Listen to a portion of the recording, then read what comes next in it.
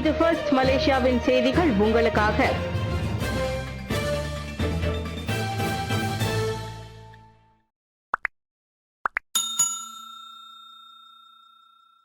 புகிட் தாக்கார் பன்றி பண்ணை திட்டம் ரத்து, மக்கள் எதிர்ப்பை தொடர்ந்து ஸ்லாங்கூர் மந்திரி பெசார் அறிவிப்பு.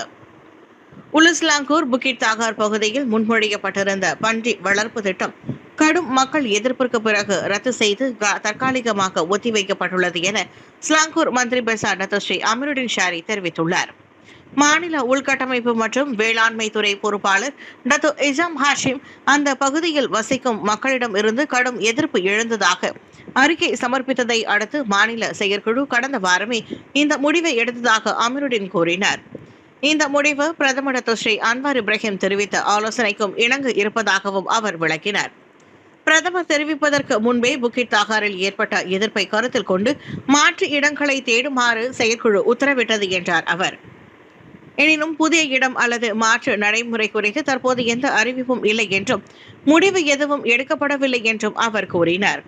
இந்த திட்டம் குறித்த அறிவிப்பு முன்கூட்டியே வெளியிடப்பட்டதால் பொதுமக்களிடையே தவறான எண்ணம் ஏற்பட்டதாகவும் அதிலிருந்து அரசு பாடம் கற்றுக்கொள்ளும் என்றும் அமீருடின் ஒப்புக்கொண்டார். சீக்கிரமே கரையும் EPF சேமிப்பு, மொத்த பணத்தையும் மீட்கும் கலாச்சாரம் ஆபத்தானது. நாட்டில் ஓய்வூதிய சேமிப்புகள் குறைந்து வருவது குறித்து கவலை அதிகரித்து வருகிறது. பெரும்பாலான EPF சந்தாதாரர்கள் தங்களின் ஒரே சேமிப்புகளை 55 அல்லது 60 வயதில் ஒரே தடவையாக முழுமையாக எடுத்து விடுகின்றனர். ஆனால் அவர்களில் பலர் 50,000 ரிங்கிட்டுக்கும் குறைவாகவே ஓய்வூதிய சேமிப்புடன் ஓய்வு பெறுகின்றனர். இந்த தொகையானது சில ஆண்டுகளிலேயே கரைந்து விடுகிறது. இந்த லம்சம், அதாவது சேமிப்பில் உள்ள மொத்த பணத்தையும் ஒரேடியாக மீட்கும் கலாச்சாரம் பணி ஓய்வு பெற்றவர்களை உண்மையில் பெரும் ஆபத்துக்கு இட்டு செல்வதாக நிதி நிபுணர்கள் கூறுகின்றனர்.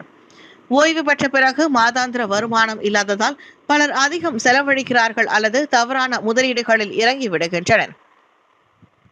இதனால் 3 முதல் 5 ஆண்டுகளிலேயே கையில் உள்ள சேமிப்பு முழுவதும் தீர்ந்து விடுகிறது. போதாக்குறைக்கு மலேசியர்களின் சராசரி ஆயுட்காலமும் தற்போது 76 ஆண்டுகளாக உயர்ந்துள்ளது. அப்படியானால் ஒருவரின் ஓய்வூதிய சேமிப்புகள் பல 10 ஆண்டுகளுக்கும் போதுமான அளவில் இருக்க வேண்டும். நிலைமையை மோசமாக்கும் வகையில் வாழ்க்கை செலவினமும் நாளுக்கு நாள் அதிகரிக்கிறது. சிங்கப்பூர், ஜெர்மனி, ஸ்வீடன் போன்ற நாடுகள் மாதாந்திர ஓய்வூதிய திட்டங்களை கட்டாயமாக்கி ஓய்வு பெற்றவர்களுக்கு வாழ்நாள் முழுவதும் நிலையான வருமானத்தை உறுதி செய்கின்றன. எனவே மலேசியாவும் ஒரேடியாக இல்லாவிட்டாலும் பாதி ஆன்னுவிட்டி முறையை அறிமுகப்படுத்தி குறைந்தபட்ச மாதாந்திர வருமானத்தை உறுதி செய்ய வேண்டும் என நிதி வல்லுநர்கள் கூறுகின்றனர். காஜாங் தாமான் சுங்கை சுவாவில் பொதுமக்கள் முன் சண்டை, போலீஸ் தீவிர விசாரணை. காஜாங் தாமான் சுங்கை சுவா பகுதியில் பொதுமக்கள் முன்னிலையில் ஏற்பட்ட சண்டை சம்பவம் தொடர்பாக போலீசார் விசாரணையை மேற்கொண்டு வருகின்றனர். இச்சம்பவம் தொடர்பான தகவல் கிடைக்கப்பெற்றதாக காஜாங் மாவட்ட போலீசார் தெரிவித்துள்ளனர். மேலும் முதற்கட்ட விசாரணையில் அதே நாள் பிற்பகலில் பொது இடத்தில் 2 ஆண்கள் மோதிக்கொள்ளும் வீடியோ பதிவு ஒன்று இருப்பதும் கண்டறியப்பட்டுள்ளது. இதுவரை இந்த சம்பவம் தொடர்பாக இரு தரப்பினரும் எந்த போலீஸ் புகாரும் அளிக்கவில்லை என்றாலும் சம்பவத்தின் உண்மையான காரணம் குறித்து போலீசார் தீவிரமாக விசாரித்து வருகின்றனர். குற்றவியல் சட்டத்தின் கீழ் விசாரிக்கப்பட்டு வரும் இந்த வழக்கானது ஆதாரபூர்வமாக நிரூபிக்கப்பட்டால் 6 மாதங்கள் வரை சிறை தண்டனையும் 1000 ரிங்கிட் வரை அபராதமும் விதிக்கப்படும் என்று எதிர்பார்க்கப்படுகின்றது. இந்த சம்பவம் குறித்து கூடுதல் தகவல் தெரிந்தவர்கள் உடனடியாக அருகில் உள்ள காவல் நிலையத்தை தொடர்பு கொள்ள வேண்டும் என்று கேட்டுக் கொள்ளப்படுகின்றனர். ஸ்ரீகேமகானில் நம்பிக்கை பொங்கல் 2026 410 B40 குடும்பங்களுக்கு பட்டுச்சீட்டு உதவி. ஸ்லாங்கூர் ஸ்ரீ கேமகானில் உள்ள ஸ்ரீ நவசக்தி துர்க்கை அம்மன் பாண்டி முனி ஆலயத்தில் ஞாயிற்றுக்கிழமை முன்தினம் நம்பிக்கை பொங்கல் விழா 2026 சிறப்பாக நடைபெற்றது. பூச்சோங் நாடாளுமன்றமும் ஸ்ரீ கேமகான் சட்டமன்றமும் இணைந்து இதனை ஏற்பாடு செய்தன. இவ்விழா தொடர்ந்து 2வது ஆண்டாக நடைபெறுகிறது. கடந்த ஆண்டு செட்டாங் ராயா ஸ்ரீ மகா காளியம்மன் ஆலயத்தில் நடைபெற்றது. விழாவை பூச்சோங் நாடாளுமன்ற உறுப்பினர் UB-இன் மற்றும் ஸ்ரீ கெம்பகான் சட்டமன்ற உறுப்பினர் வாங் சியூகி பொங்கல் வைத்து தொடங்கி வைத்தனர். பின்னர் பரதநாட்டியம், கோலாட்டம், சிலம்பம் ஆகிய கலாச்சார நிகழ்ச்சிகள் நடைபெற்றன. இவ்விழாவில் சிறப்பம்சமாக சுமார் 410 B40 குடும்பங்கள் ஸ்ரீ கெம்மகான் சுற்று வட்டாரத்தில் உள்ள 6 ஆலயங்கள் வழியாக தேர்ந்தெடுக்கப்பட்டு ஒவ்வொருவருக்கும் 100 ரிங்கெட் பற்றுச்சீட்டு வழங்கப்பட்டது. தவிர 100 மாணவர்களுக்கு அங்பாவ் அன்பளிப்பும் வழங்கப்பட்டது. ஆலய தலைவரும் விழா ஒருங்கிணைப்பாளருமான செல்வம் வையாபுரி பூச்சோங் நாடாளுமன்ற உறுப்பினரின் மானியத்துக்கு நன்றி தெரிவித்தார். ஸ்லாங்கூர் மாநில அரசு 60 வயதுக்கு மேற்பட்ட பதிவு செய்த வாக்காளர்களுக்கு வழங்கும் ஸ்கிம் மெஸ்ரா யுஎஸ் எமாஸ் குறித்து சட்டமன்ற உறுப்பினர் வாங் சியூ கி பேசினார். இந்தியாவில் நிஃபா வைரஸ் பரவியதை தொடர்ந்து தாய்லாந்தின் 3 விமான நிலையங்களில் பரிசோதனை தீவிரம். இந்தியாவில் மேற்கு வங்காளத்தில் நிஃபா வைரஸ் கிருமி பரவியதை தொடர்ந்து 3 விமான நிலையங்களில் நோய் கட்டுப்பாட்டு பரிசோதனையை தாய்லாந்து தீவிரப்படுத்தியுள்ளது. ஸ்வர்ணபூமி, டாங்மியோங் மற்றும் புகெட் விமான நிலையங்களில் நோய் கட்டுப்பாட்டு பரிசோதனை மேற்கொள்ளப்பட்டு வருவதாக பாங்காக் போஸ்ட் செய்தி நிறுவனம் தகவல் வெளியிட்டது. 3 முக்கிய விமான நிலையங்களின் அதிகாரிகள் உடல் வெப்பநிலை சோதனைகள் மற்றும் நோய் அறிகுறிகளை காட்டும் பயணிகளின் இடத்திலேயே மதிப்பீடுகள் உள்ளிட்ட பரிசோதனைகளை தொடங்கியுள்ளனர். அதிக காய்ச்சல் அல்லது நிஃபா வைரஸ் தொற்றை குறிக்கும் அறிகுறிகள் உள்ள பயணிகள் தனிமைப்படுத்தப்பட்ட மையங்களுக்கு மாற்றப்படும் சாத்தியம் இருப்பதாக அறிவிக்கப்பட்டது.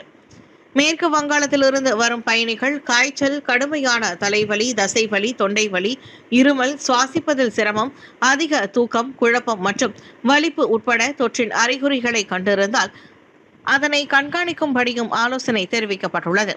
இந்தியாவுக்கு பயணம் செய்ய திட்டமிடும் தனது பிரஜைகளுக்கான பயண வழிகாட்டுதலையும் தாய்லாந்து நோய் கட்டுப்பாட்டுத்துறை வெளியிட்டது.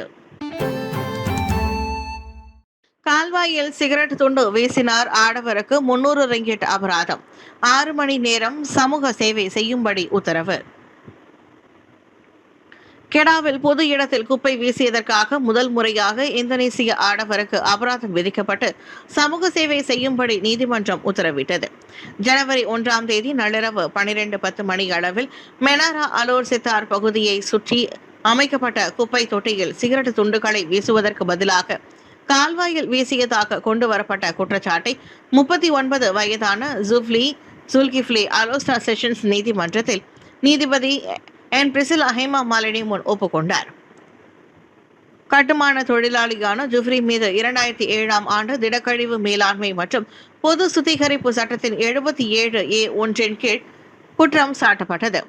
பொது இடங்களில் குப்பை கொட்டும் பொதுமக்களுக்கு ஒரு பாடமாக நீதிமன்றம் பொருத்தமான தண்டனையை விதிக்க வேண்டும் என்று அரசு தரப்பு வழக்கறிஞர் நூர் இதயா சியாஸ்வி முகமது ஆரிஃப் நீதிமன்றத்தை கேட்டுக்கொண்டார்.